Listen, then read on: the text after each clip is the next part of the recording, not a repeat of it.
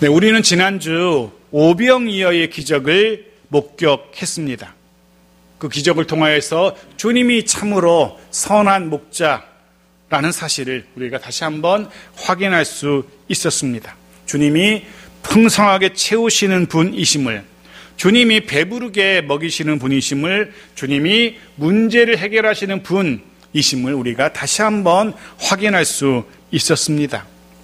마치 목자를 잃은 양과 같은 무리를 불쌍히 여기시며 가르치시고 배부르게 먹이신 선한 목자이신 주님의 모습을 우리가 바라볼 수 있었습니다.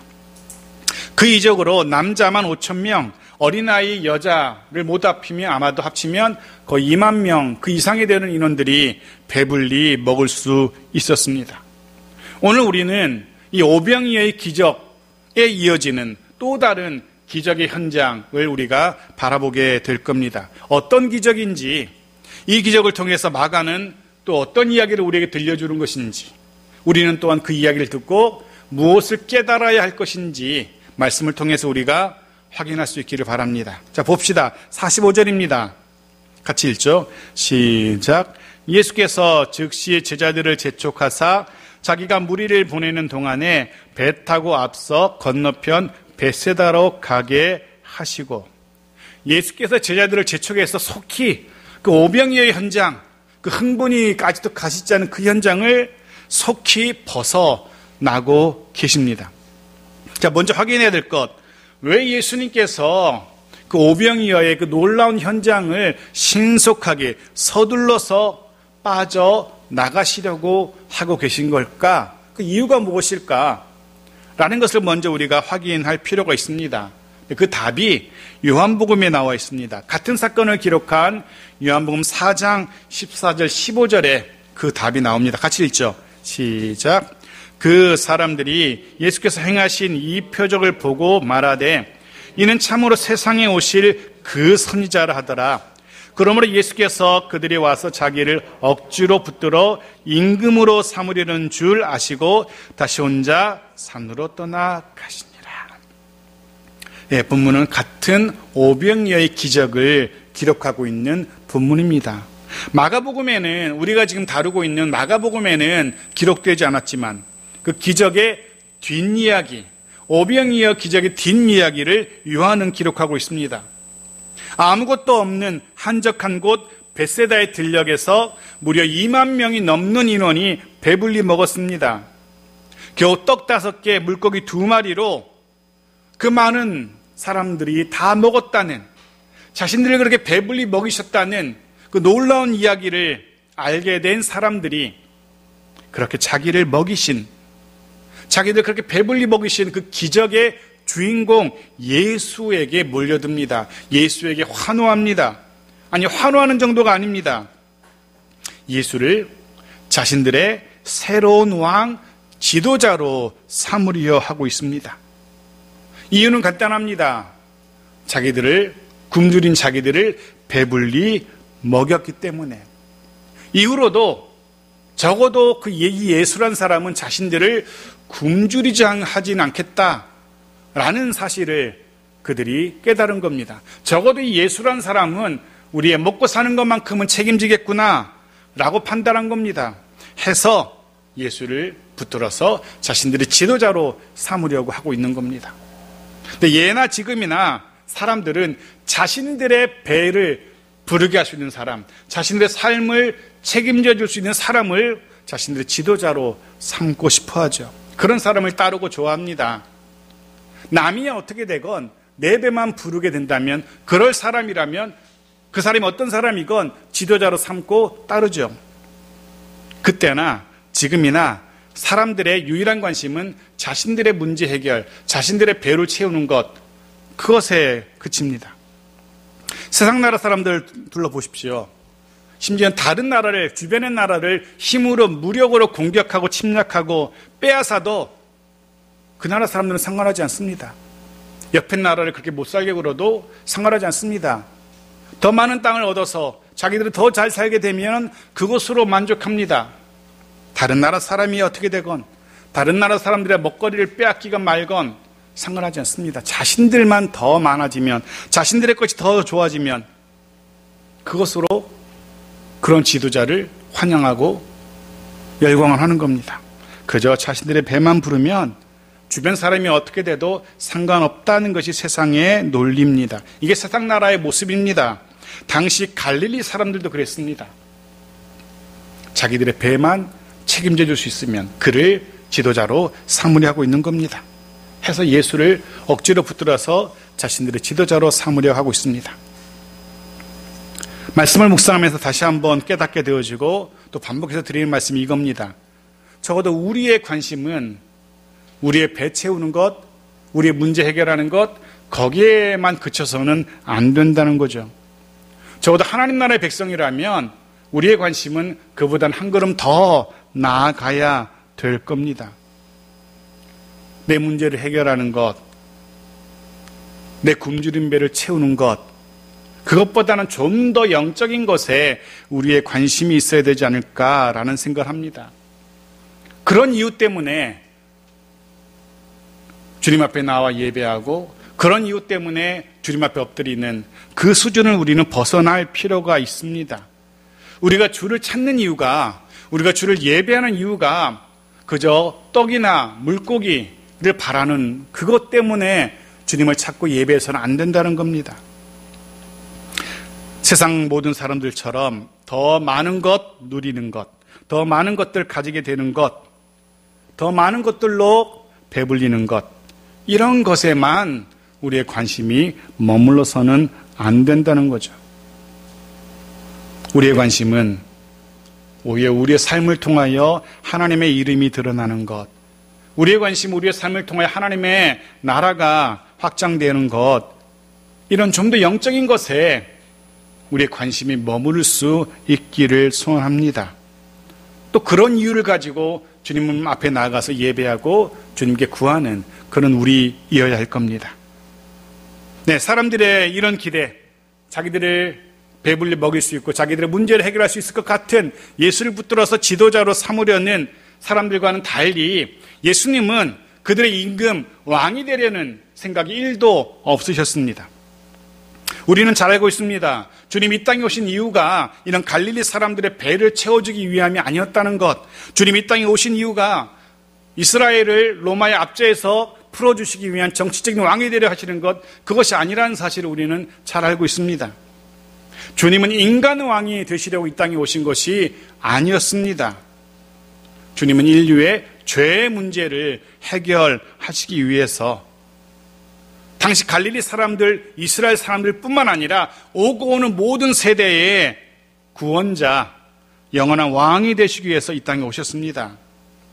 해서 자신을 붙들어서 억지로 지도자 삼으려는 이곳 사람들의 그 지경을 속히 벗어나기를 원하셨던 겁니다. 그래서 제자들을 재촉해서 그곳을 빠져나가십니다. 그런데 한 가지 더 45절에서 이상한 점을 발견할 수 있어야 합니다. 여러분 발견하신지 모르겠습니다. 예수님께서 제자들을 먼저 막 서둘러서 떠나 보내십니다. 근데 어디로 떠나 보내셨느냐? 벳세다라고 기록하고 있었어요. 벳세다로, 건너편 벳세다로 떠나 보내신다라고 기록되어 있어요. 근데 기억하시는지 모르겠습니다. 지난주 다루었던 오병이어의 기적이 일어난 곳, 그곳이 어디라고요? 그곳이 바로 벳세다 들녘이었습니다. 기억하시는지 모르겠습니다. 이래서 조기 교육이 중요해요. 저는 이 본문의 말씀을 읽으면 주일학교 때 불렀던 그 어린이 찬양이 기억나요. 벳세다 들녘에서 이런 노래가 있거든요. 보리떡 바친 그 아이 믿음 갖고, 이런 주일학교 때 불렀던 그 노래가 아직도 안 잊혀요. 그래서 이 오병이어의 기적 현장이 벳세다라는 것 절대 잊지 않습니다. 그런데 오늘 본문에서 또다시 벳세다 지역이 나와요. 제자들을 떠나 보내는 그곳 목적지가 벳세다로 나온다는 겁니다. 좀 이상하죠.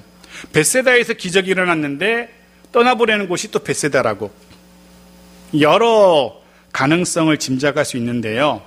오병이어의 기적이 일어난 곳은 벳세다의 어느 일부분, 서부 지역, 건너가려는 곳은 혹은 동부 지역, 뭐 이런 설명도 가능하고요.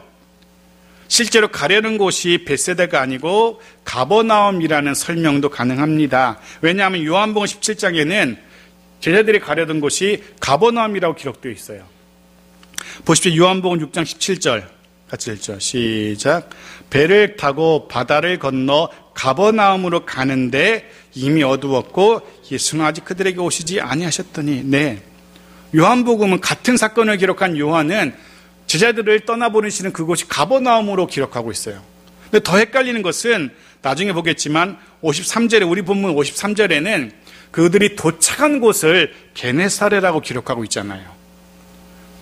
참 신기해요. 벳세다로 떠나 보내시려는데 요한복음은 가버나움이라 표현하고 실제로 도착한 곳은 게네사레고, 좀 이따 보겠지만 바람 때문에, 역풍 때문에 가려던 곳에 가지 못하고 엉뚱한 곳에 도착한 것일 수도 있고, 정확한 이유는 천국에 가서 확인해 봐야겠어요. 성경을 통해서는 우리가 그냥 짐작만 할 뿐, 가장 가능성 있는 짐작은 벳세다의 일부 지역에서 또 다른 벳세다로 가려 했던 것이고, 그런데 역풍을 만나서 게네사라에 도착했을 것이라 라는 짐작뿐, 중요한 건 아니고요. 여하튼 서둘러서 제자들을 배에 태워서 막 떠나보내십니다. 주님은 함께 가지 않으세요. 주님은 홀로 다른 곳으로 가십니다. 어디로 가십니까? 46절 같이 읽죠. 시작. 무리를 작변하신 후에 기도하러 산으로 가시니라. 산으로 가십니다. 제자들은 배에 태워서 호수로, 바다로 떠나보내시고 자신은 홀로 산으로 기도하시기 위함이었습니다. 그런데 이 장면이 좀 흥미롭습니다. 이 장면을 한번 여러분 머릿속에 그려보십시오. 지금은 수천 명, 남자만 5천 명, 2만 명이 넘는 사람들이 흥분해서 자기들을 배불리 먹고 또 남기신 그분을 지도자로 삼으려고 지금 난리가 났어요. 서둘러 주님은 제자들을 배에 태워서 그곳을 빠져나가게 하시고, 그래서 주님은 홀로 산으로 올라가십니다. 기적을 목격하고 흥분하고 있는 그 모든 사람들을 뒤로 하고 놀라움과 존경의 눈빛으로 제자들을 바라보는 사람들, 예수를 바라보는 사람들, 그 많은 사람들을 다 뒤로 하고 아무 일 없는 것처럼, 아무 일 없었다는 것처럼 기도하러 산으로 올라가고 계신 겁니다. 이게 왜 흥미롭냐면, 저라면 입장을 바꿔놓고 생각해보면 적어도 수천 명, 수만 명이 나를 향해서 열광하고 박수치고 한다면 좀 더 그 박수갈채를 누리고 싶을 것 같아요. 좀 더 사람들의 인기를 즐기고 싶을 것 같습니다. 잔뜩 어깨 힘주고 손이라도 한번 흔들어주고, 그래 나 이런 사람이야 라고 한 번 더 뽐내고 싶을 것 같아요. 그리고 산으로 가시더라도 갈 것 같은데 주님은 그러시지 않았습니다. 서둘러서 제자들 떠나보내시고 서둘러서 홀로 산으로 올라가십니다.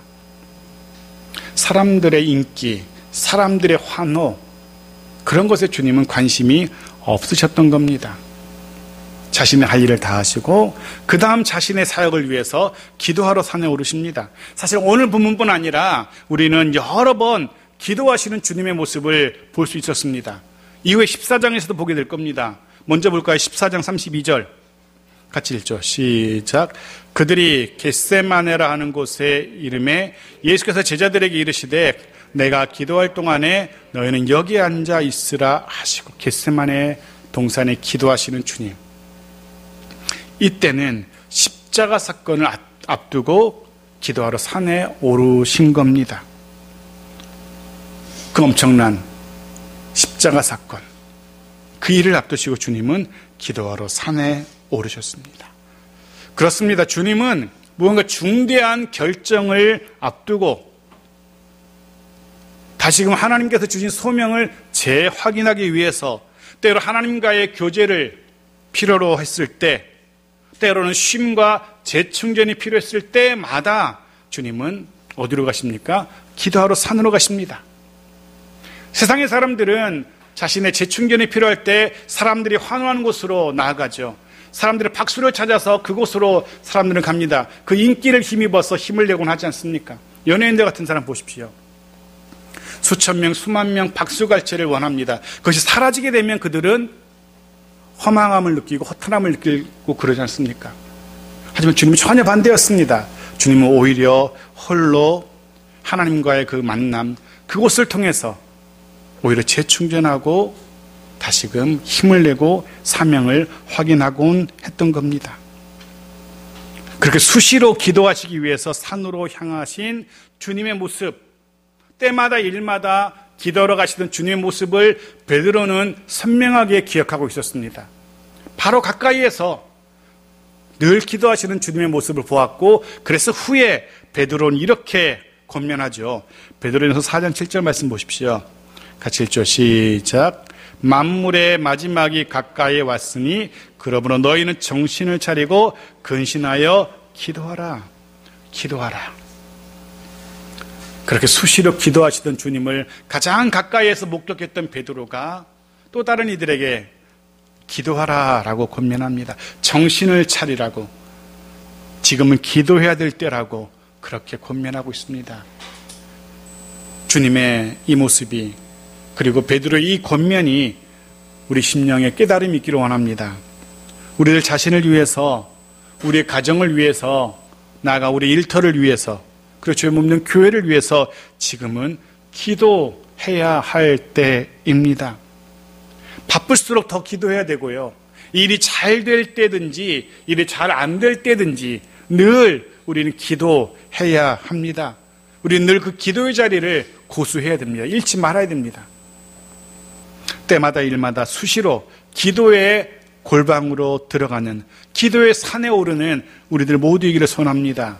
분명 은밀한 가운데 듣고 계시는 하늘아버지께서 들으실 것이고 응답하실 겁니다. 그런 기도의 사람들이기를 주의 이름으로 축복합니다. 자, 계속 봅시다. 47절입니다. 같이 읽죠. 시작. 저물매 배는 바다 가운데 있고 예수께서는 홀로 무태 계시다가 제자들이 탄 배는 바다 가운데 머물러 있게 됩니다. 배는 바다 가운데 있고 목적지로 쉽사리 가지 못하고 있는 겁니다. 아니, 정확하게 표현하자면 오도 가도 못하고 그 자리에 서 있는 위태로운 상황인 겁니다.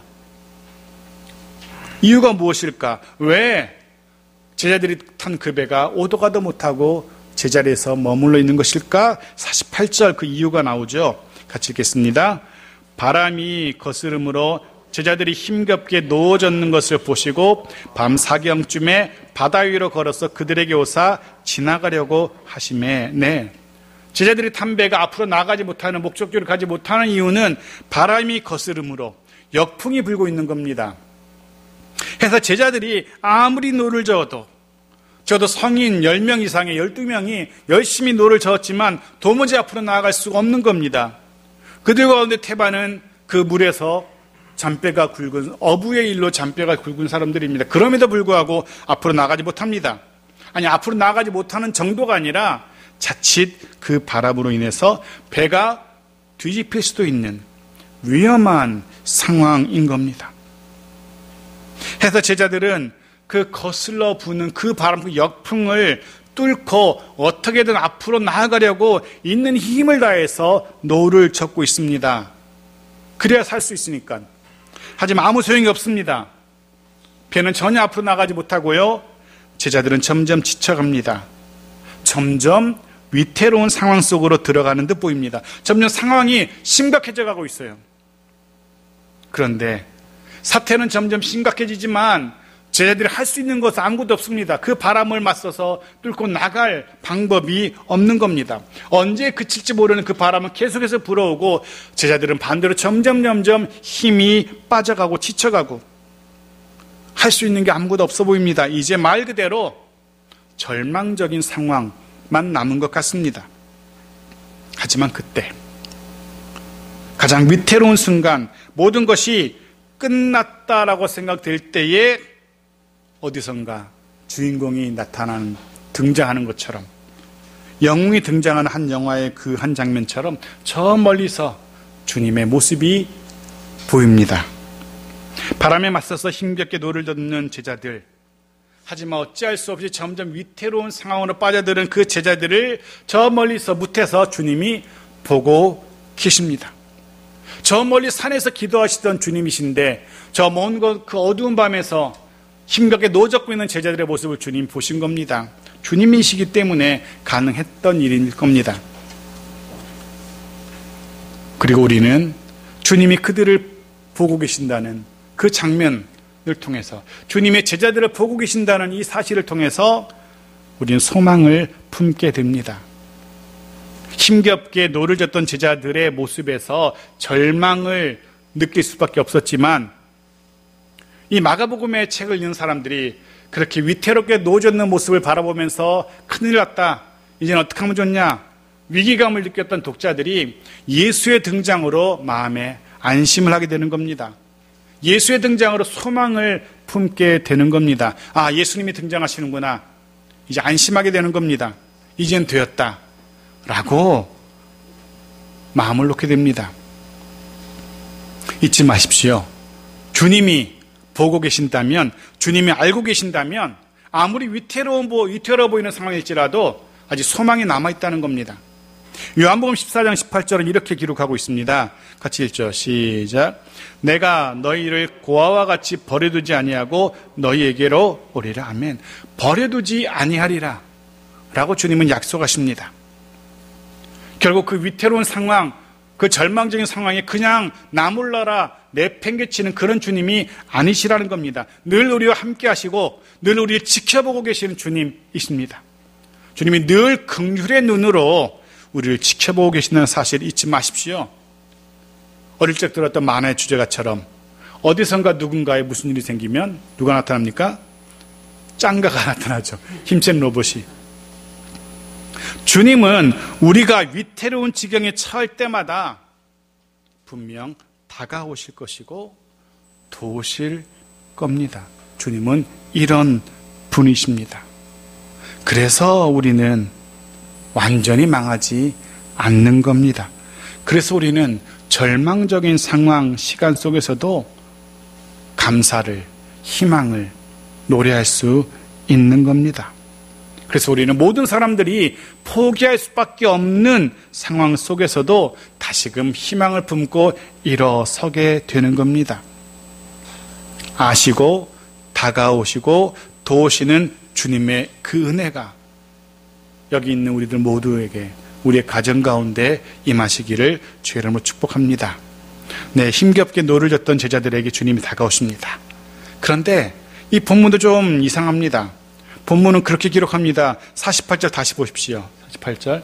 네, 같이 읽죠. 시작.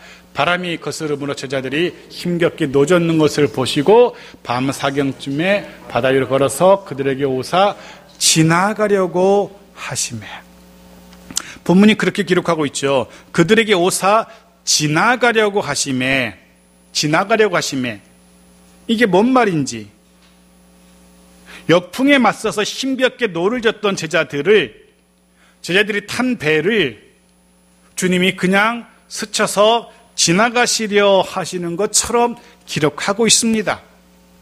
아니, 오셨으면 그 배에 오르셔서 제자들을 도와줘야 될 거 아니에요. 이 문제를 해결하셔야 되잖아요. 그런데 그 배를, 제자들을 스쳐 지나가시는 것처럼 본문이 묘사하고 있어요.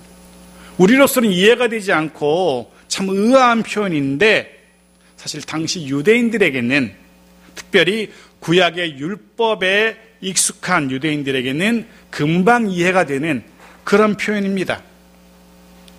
저도 구약적인 배경을 알고 있는 사람들이라면 이 표현이 이런 의미구나 쉽게 아는 겁니다. 왜냐하면 이 표현은 신의 나타남, 신이 나타날 때의 모습을 표현하는 그런 관용군 겁니다. 예를 들면 욥기 9장 11절 말씀 보십시오. 같이 읽죠. 시작. 그가 내 앞으로 지나시나 내가 보지 못하며 그가 내 앞에서 움직이시나 내가 깨닫지 못합니다. 그가 내 앞으로 지나시나 라고 표현해요. 한 곳 더 보겠습니다. 출애굽기 34장 6절 같이 읽죠. 시작.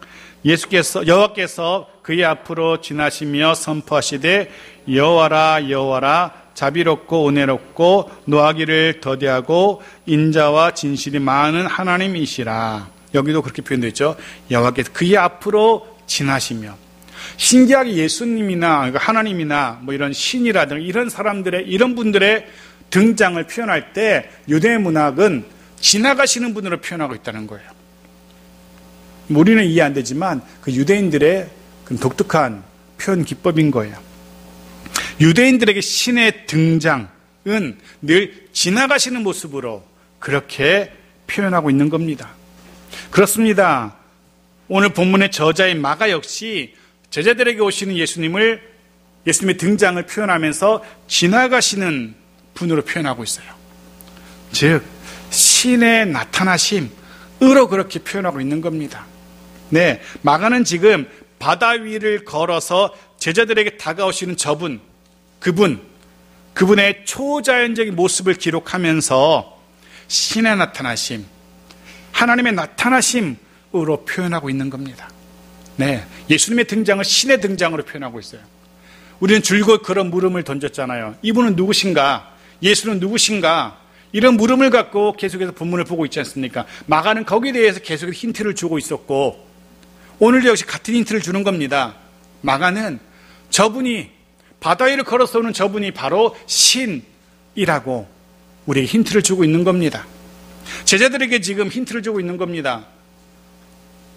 힘겹게 노를 젓는 제자들에게 다가오시는 그분은 바로 신이라고.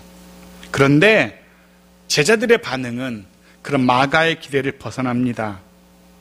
신의 나타나심, 하나님의 나타나심에 어울리는 그런 반응을 제자들이 보이지 못합니다. 49절 그들이 어떻게 반응하는지 보십시오. 같이 읽죠. 시작.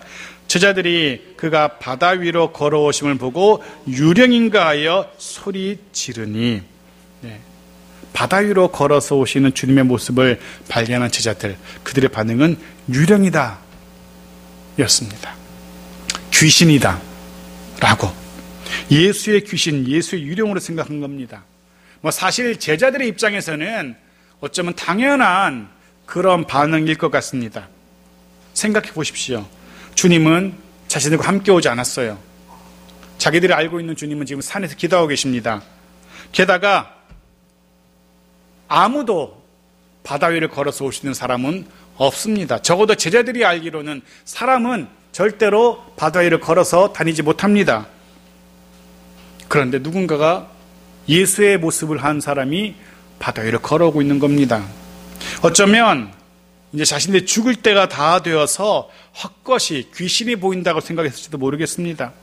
유령이라고 생각한 제자들의 반응이 이해가 됩니다.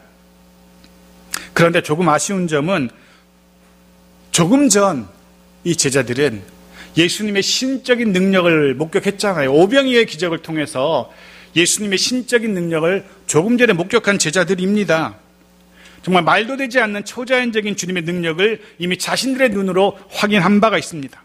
아니 그전에도 병자 고치시는 모습, 귀신 들린 자 온전케 하시는 모습, 바람과 파도를 잔잔케 하시는 모습, 심지어 죽었던 회당장의 딸을 살리시는 모습, 바로 조금 전에는, 몇 시간 전에는 오병이어의 기적, 그런 말도 되지 않는 기적들을 목격한 제자들입니다. 그런 초자연적인 일들을 행하시는 주님의 모습을 다른 사람도 아닌 자기들의 눈으로 직접 목격했어요.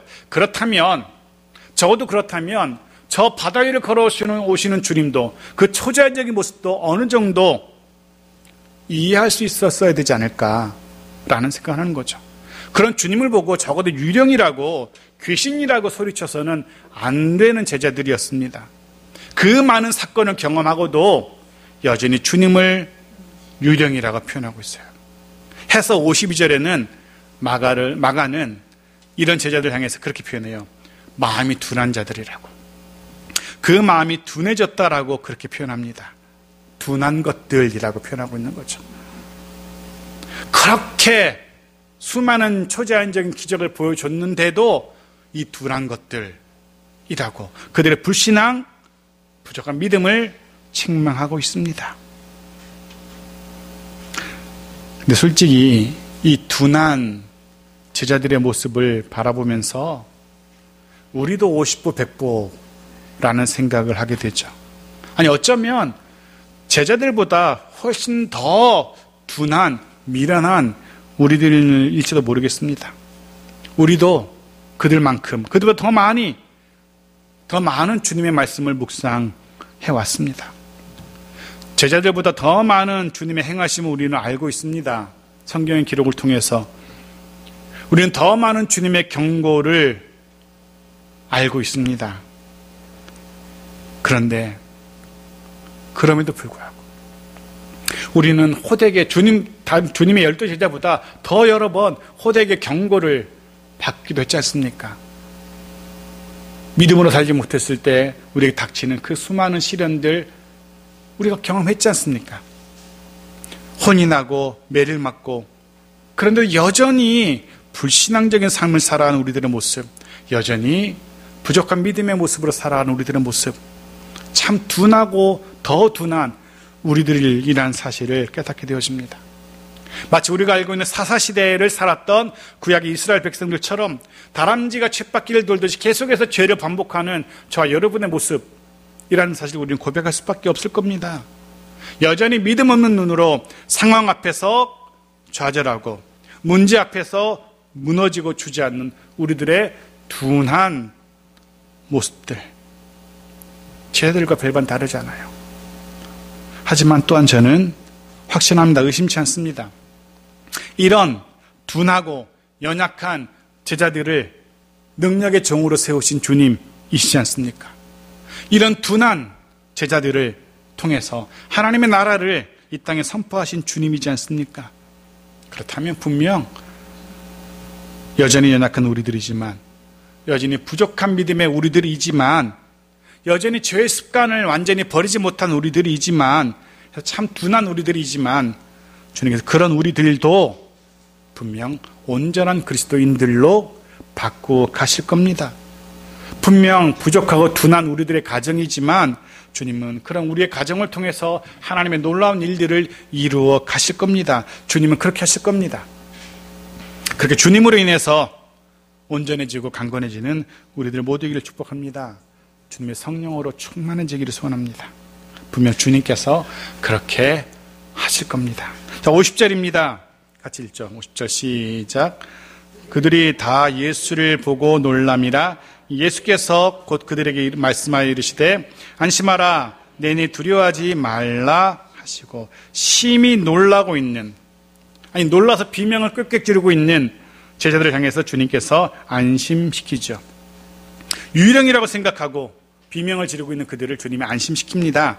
안심하라, 두려워하지 말라라고 부드러운 음성으로 그들에게 말씀하십니다. 주님의 그 음성이 저와 여러분 모두에게 들려지기를 축복합니다.